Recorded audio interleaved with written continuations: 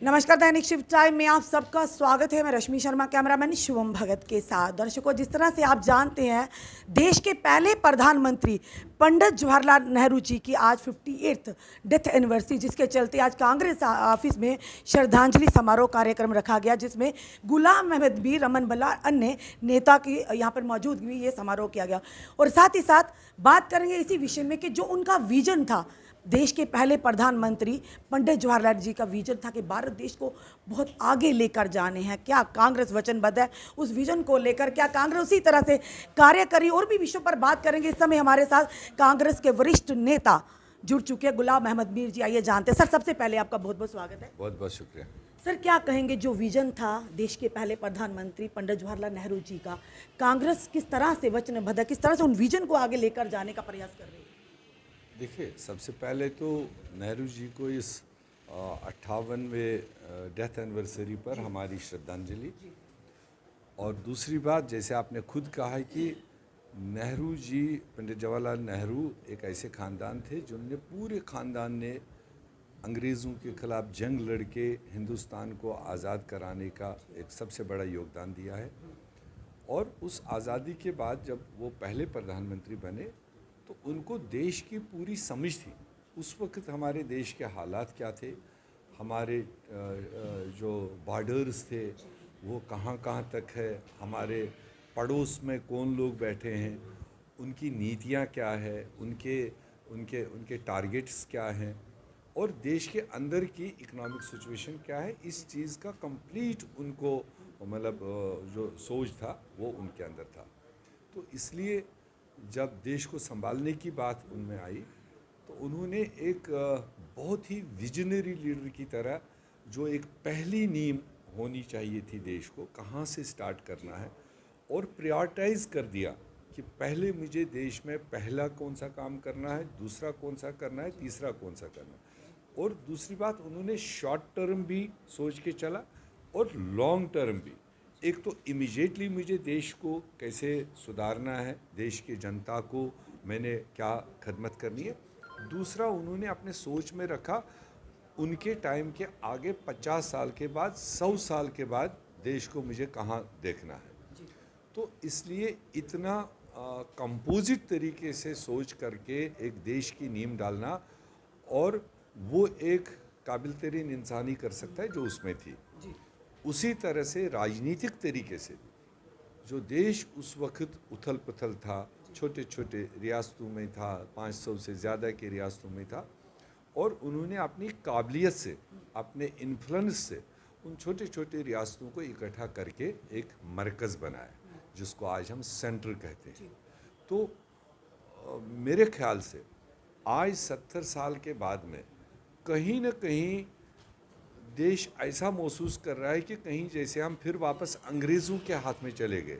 जो अंग्रेज़ों की पॉलिसी होती थी, डिवाइड एंड रूल, स्टेटों को आपस में लड़ाना, विद इन स्टेट आपस में जंग खड़ा करना, विद इन कंट्री कौमों के दरमियान जंग करना, कम्युनिटीज़ के दरमियान जंग करना, ऊंचे और नीचे वालों के दरमियान कशमकश करना, वो अलामत होते हैं देश को डिसइंटीग्रेट होने के लिए और एक बड़े बनाए हुए ताकत को कमज़ोर करने के लिए। एक सवाल आपसे करेंगे मीर साहब कि भाजपा जो है, लगातार आपने जिस तरह से पूरी जो कारकर्दगी गिनाई पंडित जवाहरलाल नेहरू जी के विजन को लेकर, आपकी पार्टी के विजन, नेताओं को लेकर जिन्हें कुर्बानियाँ भी दी, पर सवाल बड़ा है कि भाजपा हमेशा कहती है कि कांग्रेस देश विरोधी पार्टी है। सारा जो 70 सालों से जो भी हो रहा है वो कांग्रेस पार्टी का फोड़ते हैं, क्या करें? बुनियादी फ़र्क है ना,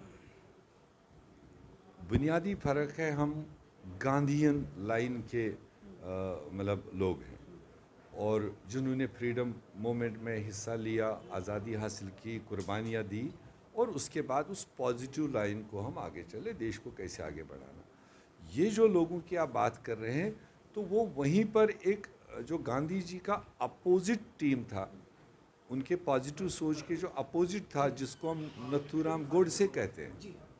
तो अगर हम गांधीयन लाइन पर चल रहे हैं, जो आज ये बातें कर रहे हैं वो नथुराम गोडसे के लाइन पर चल रहे हैं, तो उनको तो नथुराम गोडसे का रोल पॉजिटिव लग रहा है और महात्मा गांधी का रोल नेगेटिव लग रहा है। तो ये उनकी सोच पर है। गुलाम मीर साहब एक महत्वपूर्ण सवाल पूछेंगे कि भाजपा ने कहा था कि धारा 370 और 35 ए के एब्रोगेशन के बाद जम्मू कश्मीर के खास करके घाटी की बात करें, कश्मीर के हालात सामान्य होंगे, कोई भी किलिंग नहीं होगी, रोक लगा दी जाएगी। पर आज हालात ये है कि आज वहाँ का लोकल स्थानीय लोग है वो भी आज डर और एक मौत के साए में जी रहे। क्या कहेंगे कि वाकई अंकुश लगाया गया था या हालात बद से बदतर होते नजर आ रहे हैं? देखिए, हम तो आज देख रहे हैं कि ठीक है, 90s को लेकर के जो सिचुएशन आई वो किसी से छुपा नहीं, और उसके बाद आते आते 2002 से जो एक पीरियड देखा गया 2014 तक, अगर आप उस 2002 और 2014 के पीरियड को देखेंगे, ये तो खाली फिगर्स की बात करते हैं। तब इतने मिलिटेंट थे, आज इतने हैं, तब इतने मारे गए, आज इतने मारे गए। इन दो चीज़ों को बाहर निकालने के बाद आप आम लोगों से पूछ लीजिए, जिसको हम नॉर्मलसी कहते हैं, जिसको एक नॉर्मल तरीके से अपना कामकाज लोग करें, दिन रात घूमें, मेहनत मशक्क़त करें, किसी किस्म का डर खौफ ना हो, मुझे लगता है वो गोल्डन एरा 2002 और 2014 के दरमियान था। और 2014 से ही सिचुएशनों ने फिर टर्न लिया। आपने 17 देखा, 18 देखा, 19 देखा, 20 देखा, 21 देखा, अब हम 22 में। अगर आप तब से लेकर अभी तक का ट्रेंड देखेंगे तो कहीं हम वापस 90s से पीछे पीछे की सिचुएशन को महसूस कर रहे हैं। ये मैं नहीं कह रहा हूँ, ये वहाँ के आम लोग कह रहे हैं, जिनको सियासत से कोई मतलब नहीं, जिनको किसी पॉलिटिकल पार्टी से कोई मतलब नहीं। आम जन जो महसूस कर रहे हैं ये उनके जहन में लग रहा है, और जिसका ताज़ा जिंदा सबूत आपको अभी पिछले 15 दिन में देखने को मिला। जिस तरह से सिलेक्टिव किलिंग्स दिन दिहाड़े सरकारी ऑफिसों में, पहले तो कहीं चलो कहीं कोचे गली में कुछ होता था तो वो समझ में भी आता था। अब तो मजिस्ट्रेट के दफ्तर में हो रहा है, क्लास 1 मजिस्ट्रेट के दफ्तर में ये चीज़ हो रहा है। तो आप अंदाज़ा लगा लीजिए सिचुएशन कहाँ पहुँची है। और उसके बाद फिर भी ये सरकार कवर अप करने की बात कर रही है। जब अभी कश्मीरी पंडित जो पीएम पैकेज में गए हुए हैं, वो तमाम ज़िला हेडक्वार्टरों पर अपने प्रोटेस्ट पर है, क्योंकि वो अपने आंखों से कुछ देख रहे हैं, उनको फील हो रहा है, उनकी सेफ्टी सिक्योरिटी नहीं दिख रही है, तभी तो इतना वो रोना धोना कर रहे हैं कि हम बलि का बकरा कब तक बनेंगे। तो आखिरकार, और उसमें भी उन्होंने डिवीज़न कर दिया। एक हिस्सा जो इनके ब्लू वाइट बाइज है उनको उसी पीएम पैकेज से उठा करके जम्मू और दूसरे सेफ एरियाज़ में डाल दिया, जबकि वो नॉन ट्रांसफरेबल उस वक्त का एग्रीमेंट है। बाकियों को कहा जा रहा है नहीं, आपने एफिडेविट लिख के दिया है, तो जो आपने ट्रांसफ़र किए सेफर जगह पर ले, उन्होंने भी तो एफिडेविट लिख के दिया। इस चीज़ का तनाव और ज़्यादा उस कम्युनिटी में बढ़ा है, और ना ही कोई तब से जब से वो गए हैं पीएम पैकेज में, उनका कभी रिवीजन ही नहीं हुआ। वो कैसे रह रहे हैं, उनका परिवार कैसे रह रहा है, उस चीज़ का रिवीजन नहीं हुआ। न यहाँ पर जो माइग्रेशन में यहाँ बैठे हैं 2014 से लेकर आज तक कोई रिवीजन नहीं। 13,000 रुपये दे करके एक फैमिली को आप चलाने के लिए बात करते हो। महंगाई आपने 50,000 की बढ़ा दी, और जिस घर में कोई हार्ट पेशेंट है, कोई कैंसर पेशेंट है, कोई बुज़ुर्ग बीमार है, कैसे वो चलाएगा। और अब तो ये कहा गया था कि पत्थरबाजी पर रोक लगाई दी है। एक प्रमाण सामने आया कि जिस तरह से यासीन मलिक को एनआई कोर्ट द्वारा जो कि सज़ा सुनाई गई है, उन्हें दोषी करार दिया गया, एकदम से जन सैलाब उमड़ गया, पत्थरबाजी की सुरक्षा बलों का। तो क्या कहेंगे जो हालात बन रहे हैं मीर साहब, क्या लगता है वाकई कहा तो गया था पर उन हालातों पर काबू पाने में कहीं ना कहीं कोताही बरती गई, या किसकी जिम्मेदारी है? देखिए, आज ड्राइविंग सीट पर भारतीय जनता पार्टी है, सेंटर में भी और स्टेट में भी। आज अच्छा हो, अगर हम तो दुआ करते हैं हालात अच्छे हो, तो उसका क्रेडिट वो ले सकते हैं। मगर अगर हालात अच्छे नहीं बन पाए, लोग घबराहट में, तो उसकी भी जिम्मेदारी तो उनको लेनी चाहिए। सिंपली एक्सेप्ट करना चाहिए कि 8 साल गुजरने के बावजूद हम सिचुएशन को नहीं संभाल पाए। 3 साल होने जा रहे हैं 370 स्टेट को तोड़ने के, जिसके लिए उन्होंने बड़ा रीज़न दिया, इसके बाद हालात सामान्य हो। तो उसके बाद अगर मैं वही कह रहा हूँ, वो कह रहे थे ये रोड़ा हमारे रास्ते में है, हाँ, हालात के लिए है। अब वो भी 3 साल गुजर गए, तो अब अगर उससे वरिष्ठ हालत जो पहले नहीं थे उससे वरिष्ठ हालत है, तो उनको मेरे ख्याल से अपने पॉलिसी को रिविजिट करना चाहिए। उनको लोगों को कैसे ऑन बोर्ड लेना है।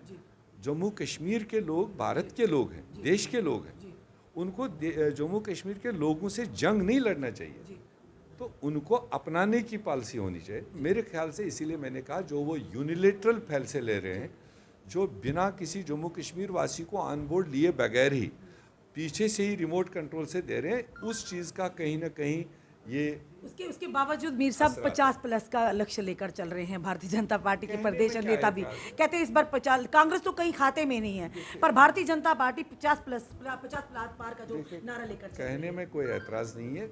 मैंने लगातार उनको कहा दम है तो इलेक्शन डिक्लेयर करो ना, कब तक आप डिलिमिटेशन कमीशन के पीछे छुपोगे।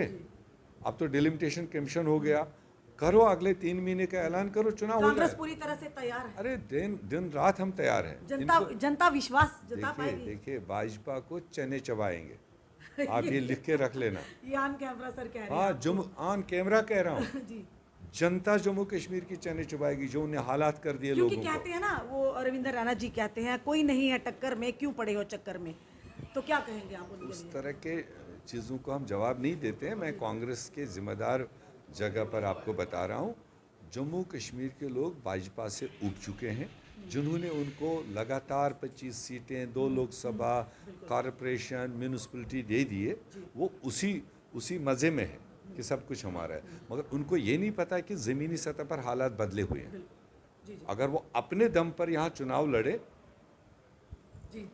फॉरेन कंट्रीज़ का हाथ ना ले, तो मैं कह रहा हूँ जम्मू कश्मीर के लोग उनको चने चबाएंगे। जो महंगाई के हालात, जो यहाँ जम्मू के ट्रेडर्स के हालात, जो यहाँ के युवाओं के हालात, टेलीविजन्स की बात की, अगर जितनी इस वक्त सड़कों पर है, इतनी ही कैलकुलेशन कीजिए, ये भाजपा को सबक सिखाने के लिए काफ़ी है। धन्यवाद दोस्तों। ये थे हमारे साथ गुलाम अहमद मीर। साफ तौर पर कहा कि जहां पर भाजपा के प्रदेश अध्यक्ष कहते हैं इस बार 50 पर, वही विपक्षी दल और आम जनता कई संगठन भी कहते हैं इस बार लखनपुर पर 50 पार का लक्ष्य तो आप लेकर चले, पर सवाल बड़ा ये है कि जनता क्या अब भाजपा पर विश्वास जता पाएगी, क्योंकि लगातार जनता परेशानी में, आक्रोश में। आप देख रहे हैं लगातार पिछले 5 दिन से जो NYC की बात करें, ब्रेक खेल की बात करें, तो लगातार भाजपा हेडक्वार्टर बाहर धरना प्रदर्शन कर रहे हैं। आश्वासन तो उनको दिए जाते हैं, पर कहीं ना कहीं कोई फ्रूटफुल रिजल्ट नहीं आता। पर ये कहना है इस बार गुलाम अहमद मीर का कि इस बार जनता ही चने चबाएगी भाजपा को, क्योंकि जनता ही है जो सरकारें बनाती भी और गिराती भी। अब देखना ही है कि जनता अपना विश्वास किस पर जताती है, जुमलेबाजों पर,